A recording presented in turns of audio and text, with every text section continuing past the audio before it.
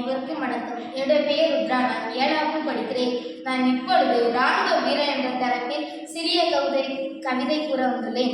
எல்லையை காப்பவன் எதிரியின் தொல்லையை நீக்குபவன், எல்லையை காப்பவன் எதிரியின் தொல்லையை நீக்குபவன், எம்மக்கள் துயில் கொள்ள தம் தூக்கத்தை மறந்தவன், எம்மக்கள் துயில் கொள்ள தம் தூக்கத்தை மறந்தவன்.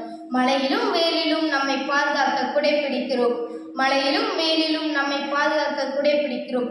ஆனால் இராணுவ வீரனோ பனிமலையிலும் பள்ளத்தாக்கிலும் காடு மலையிலும் சூழ்நிலை கண்டு நம்மை காக்கிறான். ஆனால் இராணுவ வீரனோ பனிமலையிலும் பள்ளத்தாக்கிலும் காடு மலையிலும் சூழ்நிலை கண்டு நம்மை காக்கிறான். பசியும் தாகமும் மறந்து பதட்டமான போரை எதிர்கொள்கிறார், பசியும் தாகமும் மறந்து பதட்டமான போரை எதிர்கொள்கிறார். உற்றார் உறவினரை மறந்து ஊரையும் நாட்டையும் காக்க ஓடோடி உழைக்கிறார், உற்றார் உறவினரை மறந்து ஊரையும் நாட்டையும் காக்க ஓடோடி உழைக்கிறார்.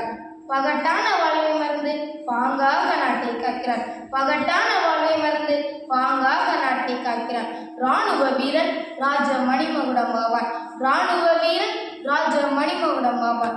வீராதி வீரனுக்கு வீர வணக்கங்கள், வீராதி வீரனுக்கு வீர வணக்கங்கள். நன்றி.